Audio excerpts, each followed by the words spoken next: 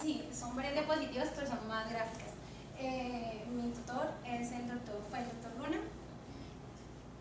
Bueno, empezamos así como la gráfica lo indica.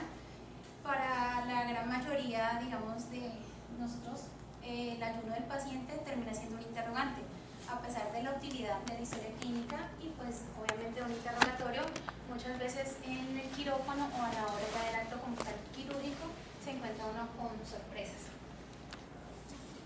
Vamos a hacer algunos apuntes históricos. Vamos a definir algunos términos en cuanto a ayuno, unas relaciones bibliográficas, luego el enfoque ultrasonográfico y por último las conclusiones. Bueno, en cuanto al aspecto histórico, entonces tenemos que el ayuno se remonta más o menos a mediados del siglo XIX, cuando se trata de tomar unas medidas preventivas por el uso de cloroformo.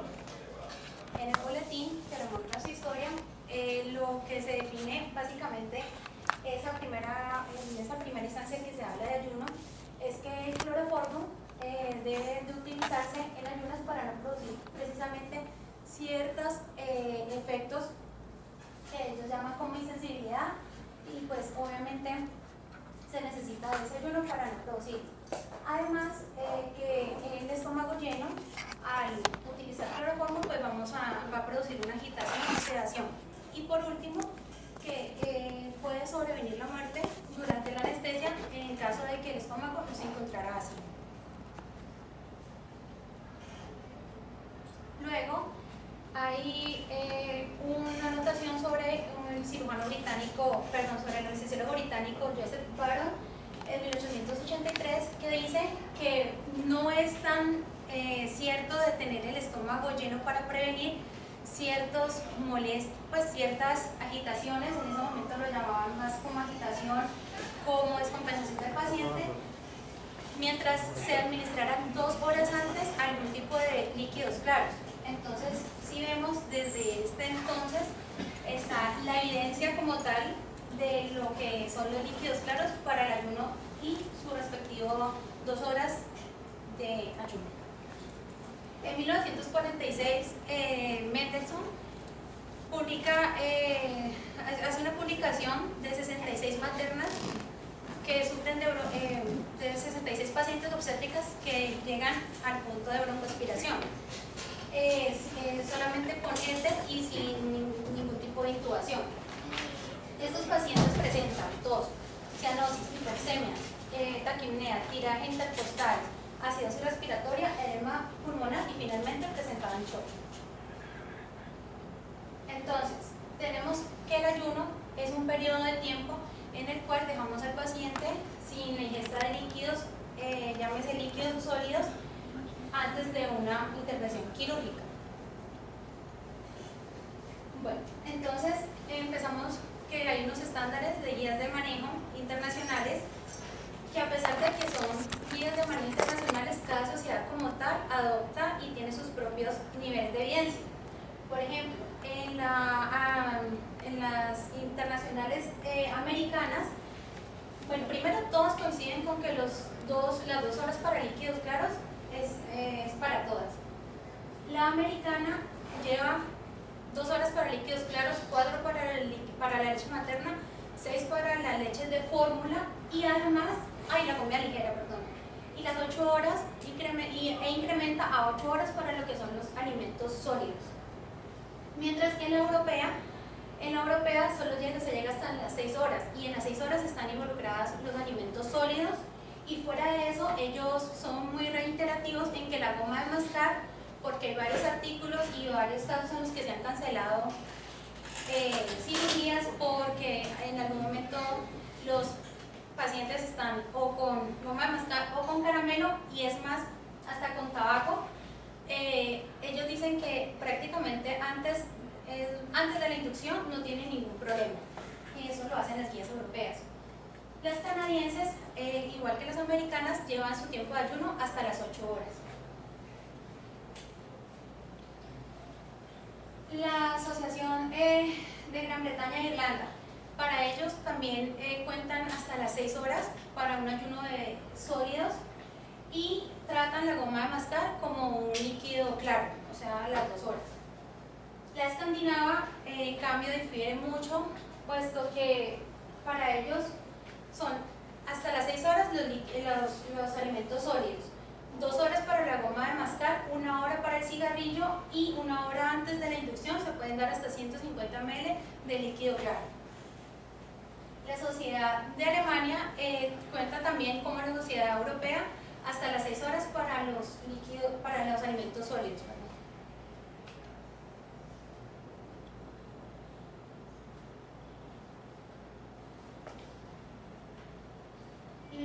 Las guías que les acabo de mencionar y los estudios que están ahí son los reportes de estos artículos. Y estos artículos definen por el anestesiólogo Smith que el reflujo gastroesofágico y la respiración pulmonar se facilitan cuando el estómago está ocupado por un volumen de más o menos 0.4 ml por kilo y cuando el pH es menor de 2.5. Entonces, decimos que más o menos contamos con un ayuno de 8 horas, pues como lo general.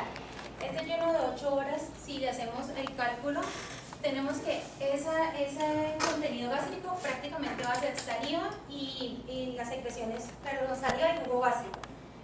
Esas secreciones van a oscilar más o menos con un pH entre 1.5 y 2.2 y fuera de eso la producción de saliva es más o menos en 1 ml por kilo hora.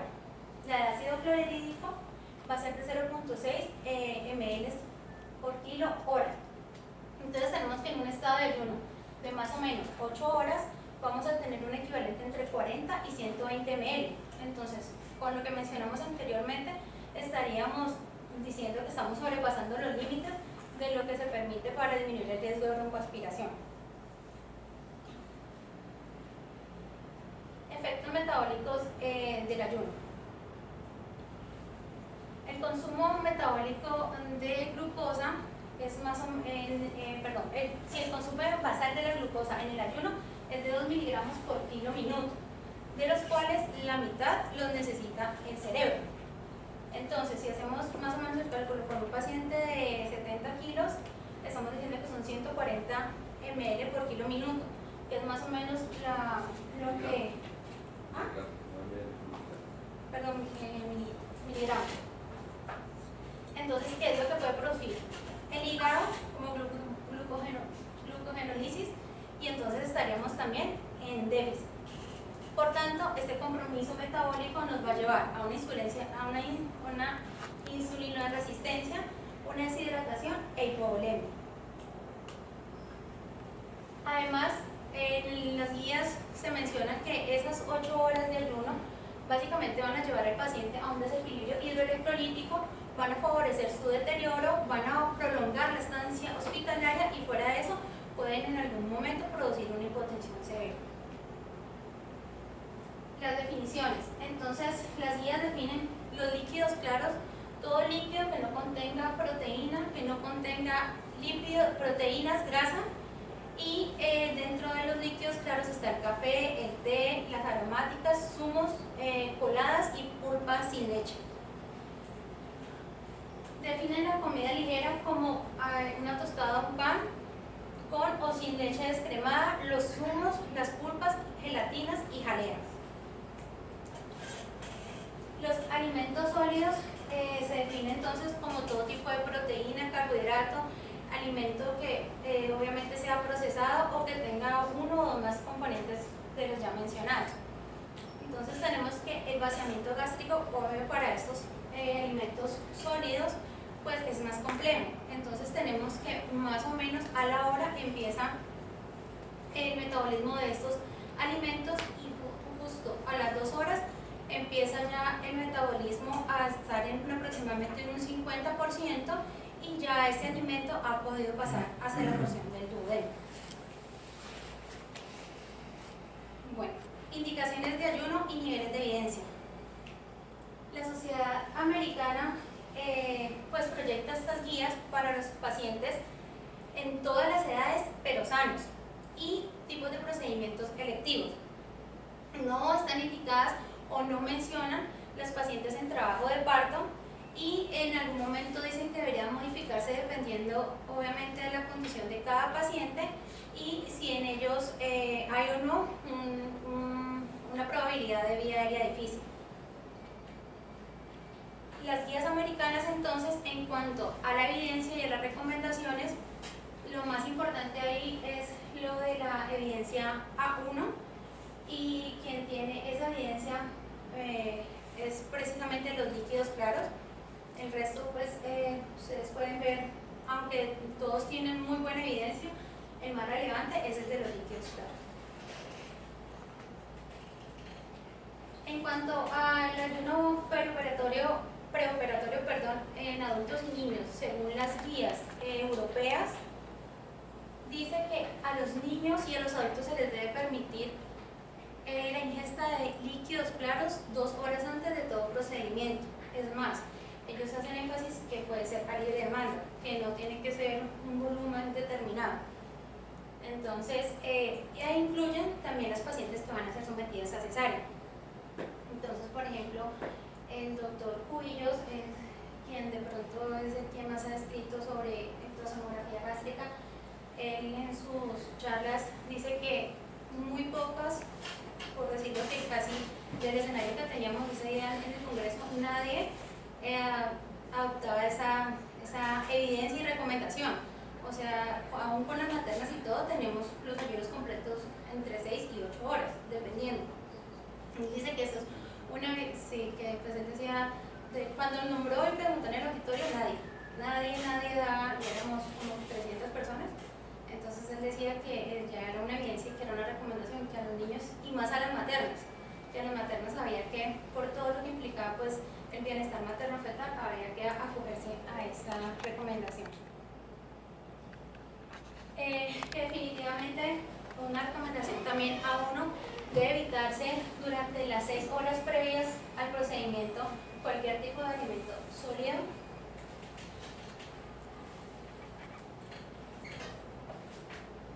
que las pacientes con obesidad, reflujo gastroesofágico, diabetes y mujeres embarazadas sin trabajo de parto deben de seguir todas las pautas anteriores que ya hemos nombrado.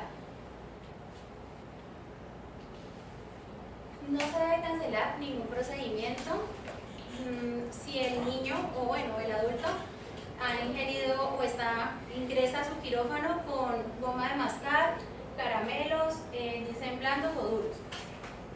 Y también, pues, como ya lo vimos, algunas guías aceptan hasta que se haya fumado un cigarrillo en el momento antes de la inducción. Los bebés deben de ser alimentados, pues los que son alimentados por leche materna deben de ser alimentados hasta 4 horas antes del procedimiento como tal. Y lo mismo seguir las pautas de los líquidos claros. Otra recomendación aún. Dice que para las embarazaditas deben de administrarse antagonistas de los receptores H2 del día previo, y pues está en las guías que se debe administrar también citrato de sodio. Nosotros no lo disponemos, pero pues igual hay también en el Congreso hay un grupo de anestesiólogos que está tratando, sacó la fórmula magistral y están tratando pues con los bioquímicos y todo de poderlo tener aquí en nuestro medio, porque tiene nivel de evidencia también aún. No olvidar que se deben ingerir los líquidos claros hasta 2 horas antes, y ahí también se incluyen los pacientes diabéticos.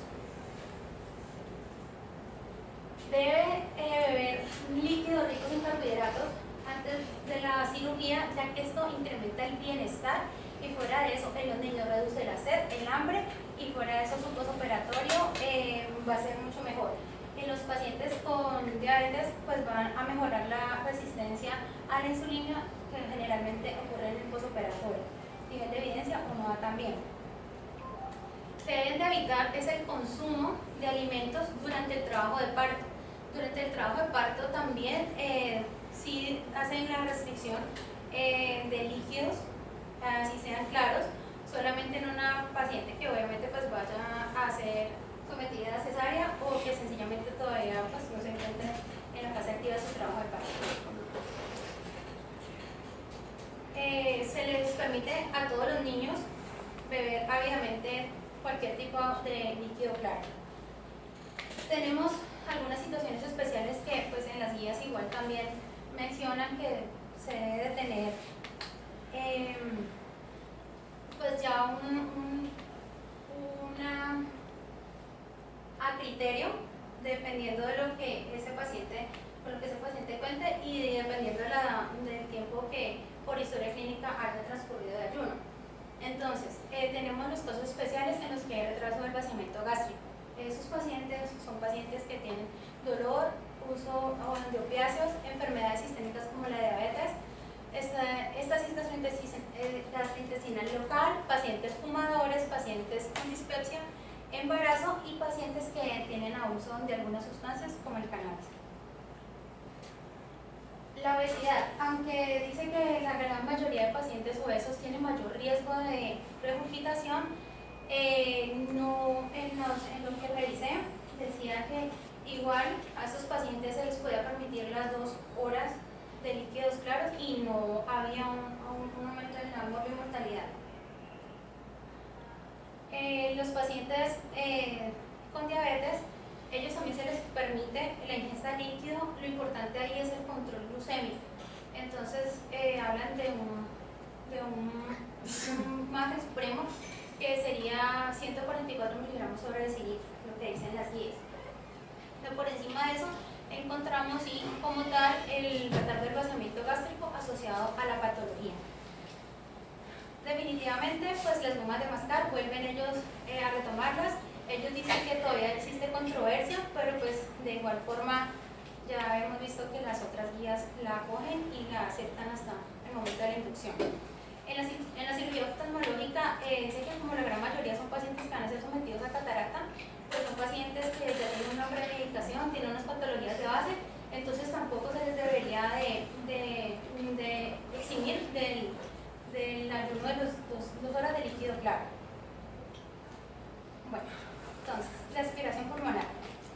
La aspiración pulmonar se define como el contenido gástrico que después de la inducción con anestesia va hacia la vía aérea y que se puede producir durante el procedimiento o en el postquirúrgico inmediato. Se hicieron algunas revisiones, una de las más de expertos, una de las más recientes fue esta, donde no se encontró realmente una diferencia entre los pacientes que habían estado en ayuno desde la medianoche con los pacientes que se les había dado los líquidos 2 horas previos al procedimiento quirúrgico. En esta dicen que hablan de los niños, que los niños se benefician, no se les debe restringir, se restringieron unos con 6 horas de ayuno y realmente con los que recibieron los líquidos sin límite y tampoco se encontró ninguna diferencia. Entonces sigue el nivel de evidencia 1A. En este básicamente habla de las mujeres durante la labor de parto. De todas maneras, lo que concluyen es que durante la labor de parto debe haber cierta restricción, solamente hasta cuando ya tenemos el momento definido de la cesárea, se le deben de dar los líquidos claros a la materna. Empezamos entonces con lo que es la ultrasonografía como utilidad en el vaciamiento gástrico y en la valoración como tal de ayuno. Bueno. Entonces, el contenido gástrico es una preocupación mayor para el grupo de anestesiología por el mayor riesgo de broncoaspiración. Las guías del doctor Cubillos dicen que la severidad clínica va a depender 100% del volumen y del pH del contenido gástrico. Que el peor escenario y el peor pronóstico está con los sólidos o líquidos espesos, seguidos de grandes volúmenes y un pH muy bajo. Tenemos que la incidencia, dice el doctor, en todo el mundo es alrededor del 1%, pero entonces dice es baja, pero si vemos ese 1% de los procedimientos que nosotros hacemos es una proporción grande. Entonces, fuera de eso, tenemos que los pacientes que en algún momento pueden llegar a hacer broncoaspiración tienen una morbilidad crítica que es muy común, que es lo que se va a poder desarrollar, probablemente se desarrolle neumonía, síndrome de dificultad respiratoria de adulto, falla multiorgánica y en el peor de los escenarios llegar hasta un daño cerebral e incapacitante permanente. Bueno, entonces, pues no en vano, la lista de chequeo,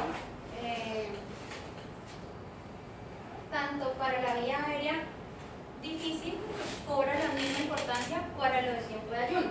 Entonces, si vemos, está dentro del primer ítem de la lista de chequeo en los de los quirófanos.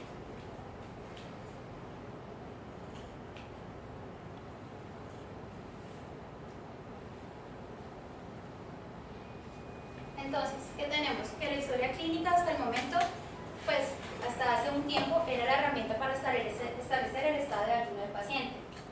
Y afortunadamente, inclusive con una historia clínica confiable, muchas veces se tiene que estos pacientes no tienen un periodo de ayuno que se cree y pues muchos han tenido circunstancias que en el quirófano pues así lo esclarecen. Entonces dice, ¿tiene en realidad el paciente el estómago vacío? Este fue un estudio que el doctor Cubillos resalta, es un estudio del 2015 del British, donde dice que el vaciamiento gástrico de líquidos depende del contenido calórico en lugar de la composición. Entonces, con este artículo, desde el año pasado, abren carta al editor, que es lo que en estos momentos genera controversias e inquietudes. Este fue el último, que es de enero de este año, en donde precisamente, haciéndole la carta al autor, le preguntan entonces cómo van a hacer para cuantificar las calorías. El editor responde que precisamente se encuentran haciendo los estudios porque finalmente lo que va a determinar el vaciamiento gástrico es el aporte calórico, pero que faltan estudios porque la población que tuvieron era una población muy pequeña. Bueno, entonces, para la prevención de la broncoaspiración necesitamos identificar los pacientes en riesgo, necesitamos desarrollar las estrategias para reducir ese contenido gástrico y definitivamente cuando tenemos un ayuno dudoso o desconocido tenemos ahora la probabilidad de utilizar el ultrasonido gástrico. Las pautas de ayuno solo aplicaban para pacientes con cirugía, como vimos, programadas y pacientes que eran sanos. ¿Qué pasa con esta nueva técnica? Que la ultrasonografía gástrica es un método no invasivo que se puede aplicar a todos los pacientes y al lado del paciente. Entonces, nos permite conocer realmente el estado de ayuno de este paciente, que en algún momento nos resulta cuestionable. Retomando la historia de la ultrasonografía, en 1992 el doctor Karp evalúa la posibilidad de ultrasonografía en pacientes obstétricas, en pacientes que estaban en el tercer trimestre. En ese momento, el doctor no logra identificar el estómago en el 40% de los pacientes. En ese momento, entonces, se concluye que la ultrasonografía no era tan útil. Estas son algunas de las gráficas de ese tiempo. Ahí lo único que podemos ver es el estómago, algo del contenido, de todas maneras en ese momento no se tenían de pronto datos precisos para diferenciar el contenido gástrico. ¿Qué tenemos hoy? Contamos entonces con la ultrasonografía gástrica, que tanto nos va a permitir una evaluación cualitativa como cuantitativa del contenido gástrico. ¿A nivel de dónde? A nivel del antrogástrico. Entonces, ¿qué nos va a permitir? Uno, identificar si el estómago está lleno o vacío. Si el estómago está lleno, si contiene líquido o si contiene sólido. Y si contiene líquido, determinar el volumen aproximado de ese fluido o volumen. aquí la doctora Anay, una de las pioneras de ultrasonografía, que ya después en el 2009 vuelven a retomar. Aquí, dentro de sus primeras tomas de ultrasonografía, que al momento han cambiado, ahí las imágenes ultrasonográficas comparadas pues con las primeras del doctor Carter, que son muy diferentes y que ya permiten uno diferenciar obviamente el contenido, fuera de eso donde ya tenemos unos reparos anatómicos para podernos guiar en el ámbito. El doctor Bouguer, también anestesiólogo francés, hace también sus primeros hallazgos ultrasonográficos y describe características de estos líquidos y de estos contenidos gástricos. Entonces, aquí ya empezamos con la descripción como tal de la técnica ultrasonográfica. Esta es la revisión que le hace el doctor Cubillos. En este artículo, el doctor hace énfasis en que ahí a una población se le dio tanto líquido claro, con mucho aporte calórico y leche. Y realmente en las dos poblaciones no se vio ninguna diferencia. Entonces a él ahí vuelve a retomar lo que se hizo en la revisión que le mostré de British del 2015, donde dice que realmente el aporte calórico puede jugar un papel más importante. Una pregunta ahí. ¿Qué universidad tiene de base? El doctor es de la Toronto, sí. Ahora, miramos un video de tele. Vale. Bueno, entonces el equipo es una unidad portátil de ultrasonido de 2 dimensiones con una frecuencia baja entre 2 a 5 MHz. Es un transductor curvo el que vamos a utilizar. Él reitera y hace énfasis en la importancia de que el paciente esté a 45 grados de inclinación. ¿Con el ánimo de qué? Perdón, a 45 grados que fuera de su decúbito lateral derecho. ¿Con el ánimo de qué? Que la gravedad sea nuestra mejor aliada. Que el contenido obviamente descienda y que todo lo que es hacia el antro y que todo lo que es gas vaya hacia la periferia.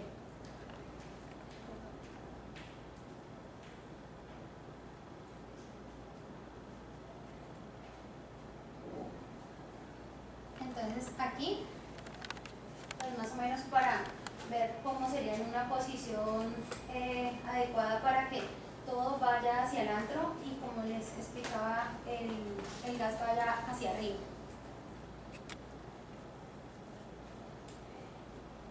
Referencias anatómicas. Entonces él dice que es muy importante cuando usted está haciendo la ventana que usted pueda ver el lóbulo izquierdo hepático y fuera de eso que ubique uno de los grandes vasos, ya sea aorta o cava. Además, él dice que cuando usted está justo en la mitad de esas dos estructuras, ahí encima estaría usted en el antro. Que es muy importante también tener en cuenta las 5 capas del estómago, dado que la capa muscular es lo que realmente vamos a ver en la ultrasonografía, que se va a ver en las rayitas con las rayitas rojas, se va a ver así, hipoecoico. Entonces ahí tenemos la seguridad de que estamos en la capa muscular del estómago. Entonces, si tenemos el transductor en una posición sagital, se empieza en un margen subcostal izquierdo.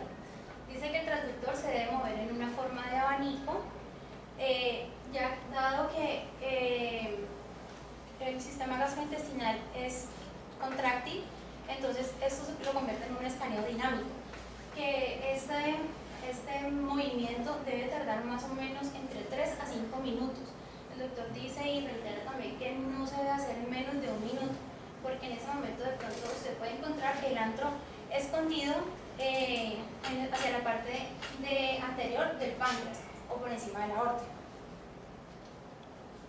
Aquí tenemos una imagen de lo que se vería en la ultrasonografía.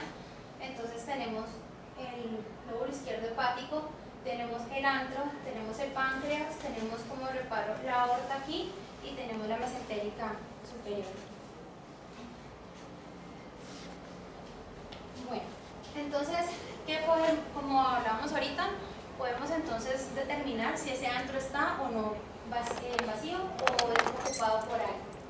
Entonces, tenemos esa es la imagen del antro vacío.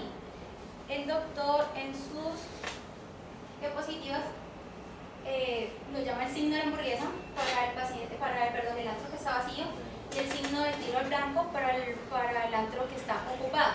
Entonces él dice, el antro que está vacío es un antro colapsado, delgado, retraído, mientras que un antro lleno es un antro que es redondo, que es distendido y que se va a ver con como con varias imágenes de su circunferencia.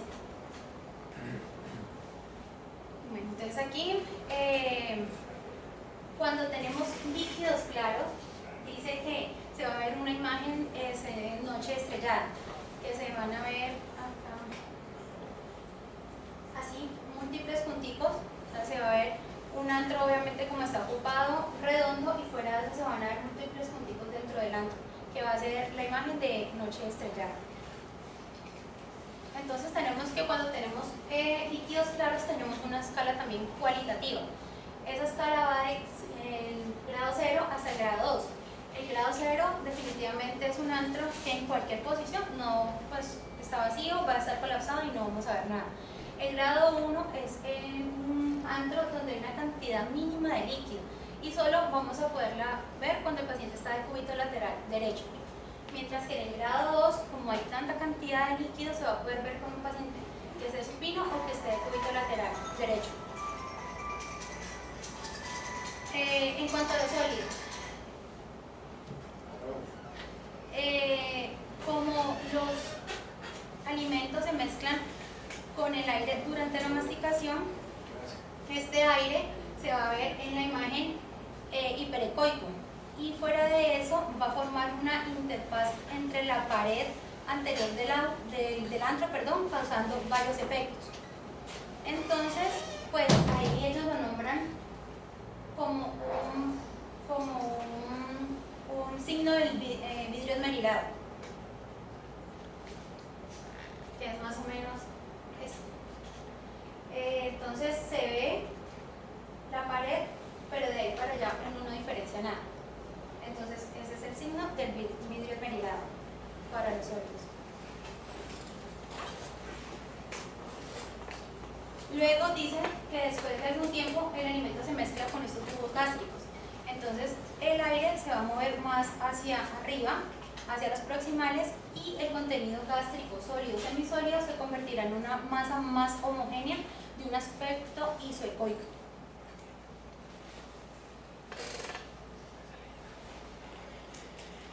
Entonces vamos a ver más o menos esta imagen. A medida que ya vamos a señalar, bueno, ya.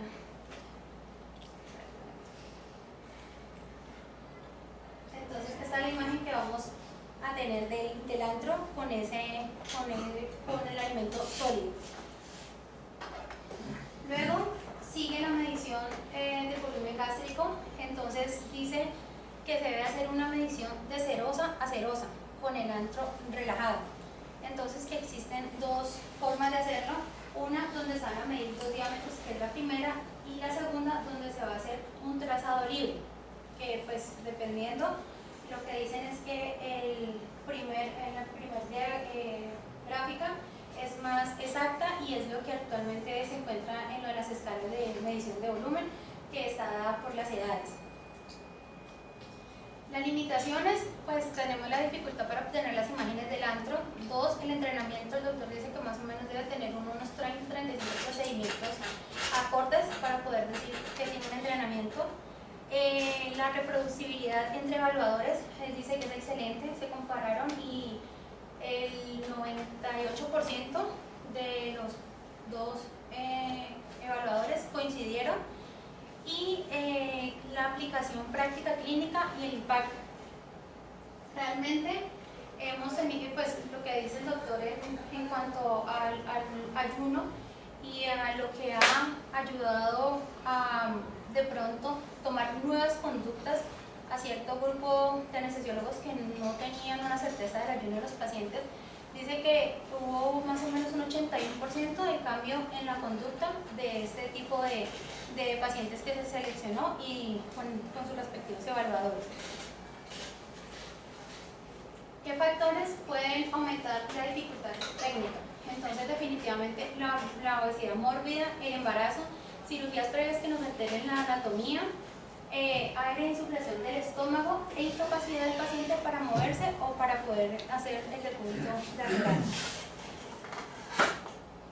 Entonces, definitivamente dice el doctor Cubillos que en el embarazo sí es útil, que los estudios que se han hecho durante el trabajo de parto y las pacientes que en algún momento necesitan una cesárea de urgencia o que no tengamos un dato, sí es relevante, que tiene un valor predictivo positivo muy alto, casi un 98%, decía el doctor Cubillos. En los pacientes que realmente también tuvieran a pacientes obesos, también nos presentó una probabilidad más de cuantificar el ayuno. La ultrasonografía en cuidado intensivo también tiene su uso y básicamente dan estos puntos que es como el paciente tolera la nutrición enteral, o sea, para poder saber cómo el paciente está tolerando la nutrición enteral, para ver si el paciente, a pesar de que tenga una nutrición enteral y que no tengamos cómo evaluar su vaciamiento, necesita o no prokinéticos. 3, si necesitamos colocar una sonda antes de intubar. 4, si podemos guiar la ubicación de la sonda de la nutrición, a diferencia pues de tener que tomar una radiografía y que se va a demorar más y pues que nos va a retrasar los tiempos. Y además cuando necesitamos esperar, ¿cuánto necesitamos esperar para poder intubar a ese paciente que se le ha suspendido la nutrición enteral sin saber en qué tiempo lo han hecho de la unidad de cuidados intensivos? Entonces, en cuanto a la toma de decisiones, se reitera que la historia clínica y el examen físico son lo más importante, que el estudio solamente de ultrasonografía no va a definir la conducta del anestesiólogo, pero además nos sirve o nos orienta en cuanto a si vamos a hacer una urgencia electiva de urgencia, cuánto tiempo ese paciente realmente tiene de ayuno, qué tipo y qué cantidad de líquido o sólido se ha ingerido, y que además hay otros factores de riesgo como ya los hemos nombrado: reflujo gastroesofágico, diabetes, enfermedad neuromuscular y también parte de lo del trabajo de parto. Entonces, la interpretación y la toma de decisiones. Tenemos que en el momento de la anestesia, con la ultrasonografía vamos a tener la pauta para proceder, retrasar o cancelar. También nos va a dar una pauta para las técnicas tanto de regionales como de general, más específico en el caso de la embarazada. Y la toma de medidas de prevención, así como la secuencia de intubación rápida o el uso, por ejemplo, de los prokinéticos. Escenarios útiles: tenemos los pacientes en ayuno, los pacientes con pobre vaciamiento gástrico y una historia clínica que de pronto no nos oriente o que sea pobre. El ultrasonido no intenta desplazar las guías actuales, pero sí es un complemento al análisis y toma individual de conductas en cada caso particular. Por último, en esta escala donde, si, pues, como dice María, si usted tiene pues, el antro vacío, es muy fácil. Si tiene sólido, usted va a cancelar. La pregunta sería si usted tiene fluidos. Entonces, si usted tiene menos de 1.5, que tiene un bajo riesgo y pues tiene un contexto de un paciente que usted está seguro, pues usted lo va a realizar. Pero si tiene un índice mayor de 1.5, que es un alto riesgo, pues también obviamente sería el criterio médico. Pero ¿qué dice él con respecto a este a este resultado. Este resultado se hizo fue en animales. Entonces él dice que pues hasta el momento este estudio no es válido, o no, perdón, no es válido, no. Hasta el momento este estudio no se puede hacer en pacientes, en humanos. Entonces seguimos con la utilidad y todos los pasos del uso de la ultrasonografía que el doctor recomienda. Entonces, pacientes que no han seguido pautas de ayuno definitivamente se benefician de la ultrasonografía. Pacientes que tienen alguna condición que la lleven a algún tipo de vaciamiento gástrico o una condición especial se van a beneficiar de la ultrasonografía, y pacientes con historia clínica poco fiable o realmente poco clara. Gracias.